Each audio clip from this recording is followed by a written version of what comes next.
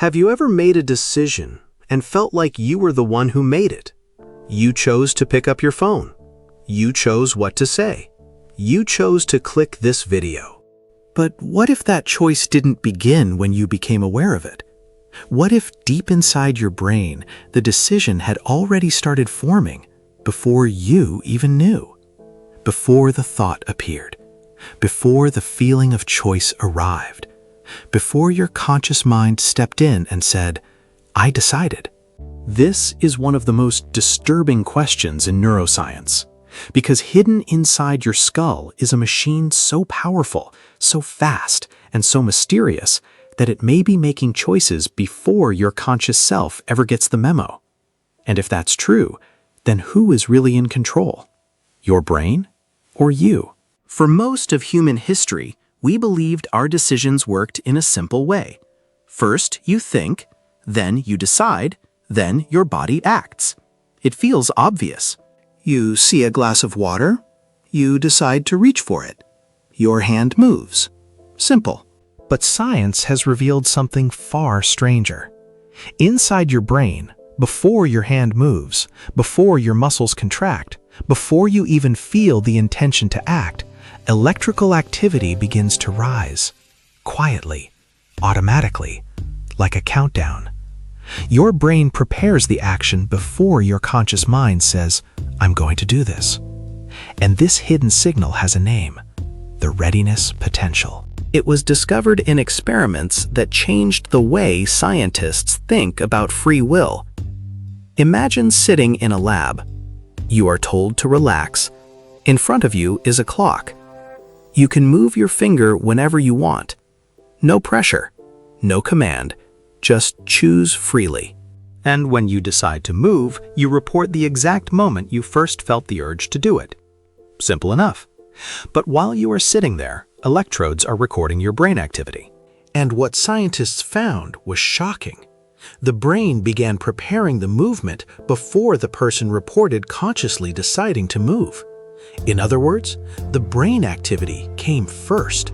The conscious decision came later. It was as if the brain had already started the action, and consciousness only arrived afterward to claim ownership. That one result opened a door into one of the deepest mysteries of the human mind. Are your choices truly conscious? Or does your conscious mind simply explain decisions that your brain has already started making? Think about what that means. When you reach for your phone without thinking, when you turn left instead of right, when you choose one word instead of another, when you pause before answering a question, how much of that is really you, and how much of it is a hidden process happening beneath awareness? Your brain is not silent before a decision. It is analyzing, predicting, filtering, comparing memories, reading emotions, calculating risk, processing body signals, watching the environment. And most of this happens without your permission, without your awareness, without a voice in your head announcing it. You don't consciously decide to keep your heart beating. You don't consciously regulate your body temperature. You don't consciously process every face in a crowd. And maybe you don't consciously begin every choice either. The conscious mind feels like the captain of the ship, but neuroscience suggests it may be more like a spotlight. It illuminates a small part of what the brain is already doing. You experience the final moment of a process, not the entire process itself. The decision feels instant, but underneath, it may have been building for milliseconds, seconds, or even longer. This is why you sometimes say things like, "I don't know why, but I just had a feeling," or "something told me not to do it," or "I made the choice before I could explain it." That something may not be magic. It may be your brain working before consciousness catches up. And this creates a chilling possibility. Maybe your conscious mind is not the starting point of every decision. Maybe it is the witness. Maybe it is the storyteller. Maybe after your brain acts, consciousness creates a narrative. I chose this. I wanted that. I meant to do it. But the story may begin after the first neural domino has already fallen. This does not mean humans are robots. It does not mean your choices are meaningless. And it does not mean your life is already written. The truth is more complicated and more fascinating. The experiments that revealed these early brain signals usually involved very simple choices. Move your finger. Press a button. Choose left or right. These are not the same as deciding who to marry, what career to pursue, whether to forgive someone, or whether to change your life. Big decisions involve memory, emotion, planning, values, imagination, and self-control. They unfold across time. They are shaped by who you are. But even there, your conscious mind may not be working alone. It may be negotiating with deeper systems. Systems built by evolution, systems shaped by experience, systems trained by pain, reward, habit, fear, hope, and memory. Your brain is not one single voice. It is a civilization. Billions of neurons, trillions of connections, different networks competing, cooperating, and influencing each other. One part wants comfort, another part wants discipline. One part fears danger, another part craves novelty. One part remembers failure, another part imagines success. And somewhere in the middle of this storm, you feel a decision appear. But by the time you feel it, the storm has already been moving. This is why temptation can feel so powerful. Before you consciously say, "I want that," your brain's reward system may already be responding. The smell of food, the glow of a notification, the sight of a familiar face, the sound of your name. Your brain reacts before you think. It tags things as important. It pushes attention toward them. It prepares the body. Then your conscious mind arrives and says, "I want this." But the wanting may have started before the thought. This is also why habits can feel automatic. You open an app without remembering why. You walk into a room and forget what you came for. You drive a familiar route and suddenly realize you were barely paying attention. Your brain can run complex behaviors with very little conscious input, and that is not a flaw. It is survival. If you had to consciously control every movement, every breath, every word, every step, life would be impossible. The brain automates what it can. It predicts what comes next. It prepares actions before they are needed. This makes you fast, efficient, alive. But it also means that consciousness is not always the first mover. Sometimes the brain begins and the mind follows. Now here is where it gets even stranger. In some modern studies, researchers have used brain scans to predict simple choices before people report being aware of making them. Not perfectly, not like mind reading in science fiction, but better than chance. Patterns in the brain can sometimes reveal which choice a person is likely to make before the conscious decision is reported. Imagine that. A machine watches your brain activity and predicts what you might choose before you feel like you have chosen. That idea sounds terrifying because it challenges one of the most personal feelings we have, the feeling that our thoughts belong entirely to us. But your brain is always generating activity, even when you are resting, even when you are daydreaming, even when you believe nothing is happening. The brain never truly stops. It simulates possibilities. It prepares options. It rehearses actions. It is constantly building the future before you enter it. Your conscious thought may be like the surface of the ocean, visible, moving, bright under the light. But beneath it, deep currents are already flowing, and those currents may decide where the surface goes. So where does that leave free will? Are we free, or are we passengers inside our own skulls? The answer may depend on what we mean by freedom. If free will means every decision appears from pure conscious control, untouched by biology, memory, emotion, or the unconscious brain, then neuroscience makes that idea difficult, because every thought you have depends on brain activity. Every desire comes from somewhere. Every impulse has a history. Every choice emerges from a physical system.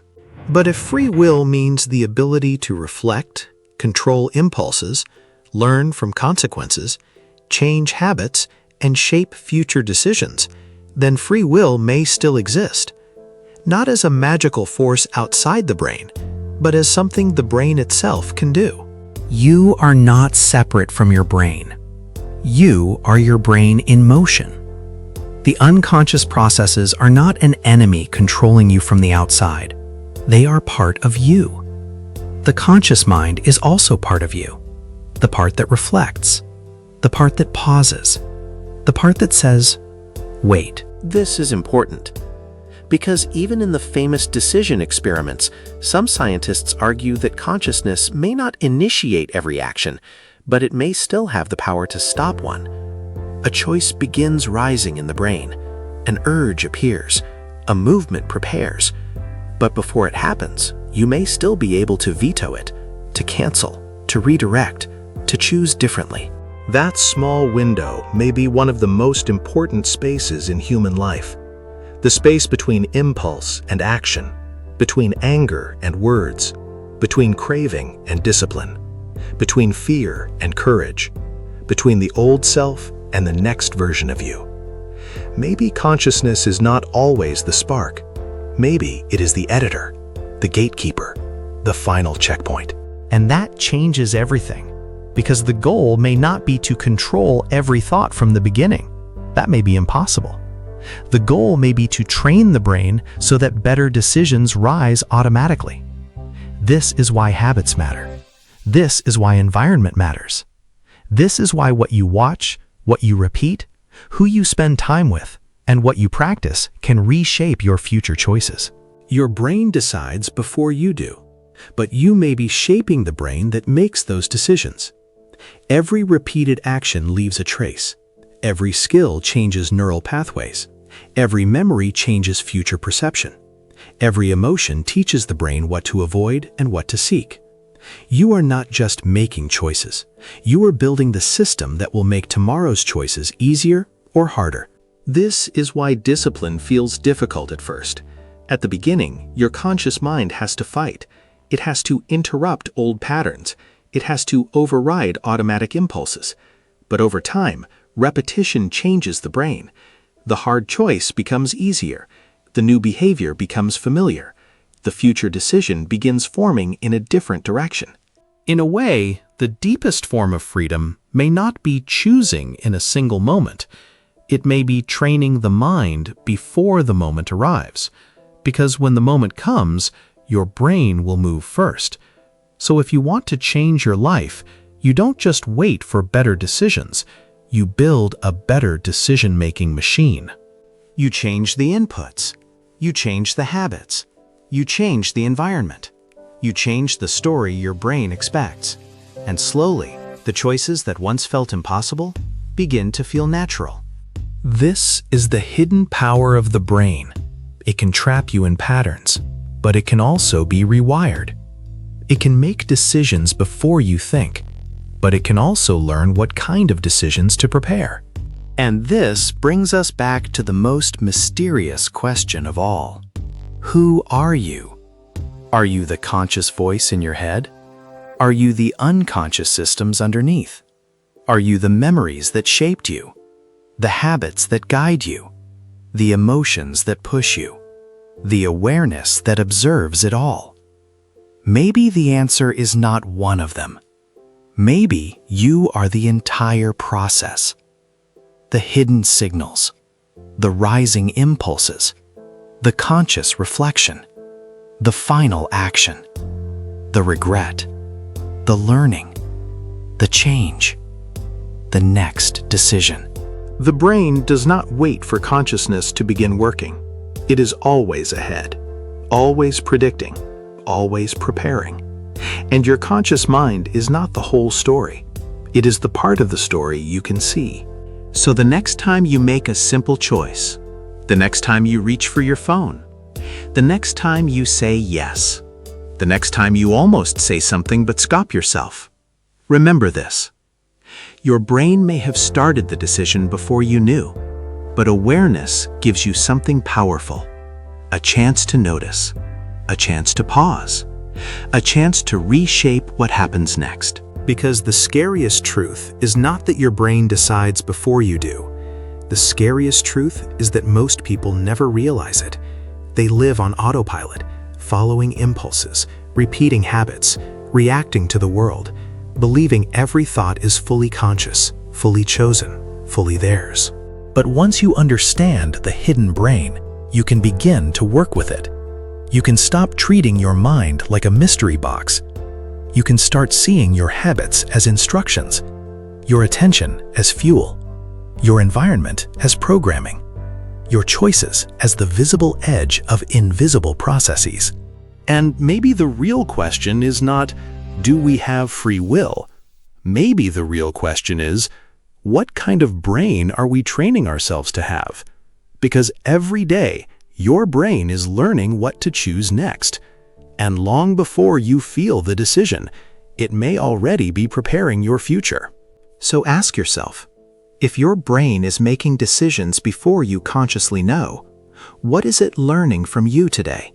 And what will it choose for you tomorrow? This is infinite science, where the universe outside us is only half the mystery, because the universe inside your mind may be even stranger. If this made you question who is really in control, subscribe for more cinematic journeys into the deepest mysteries of science, space, and the human mind.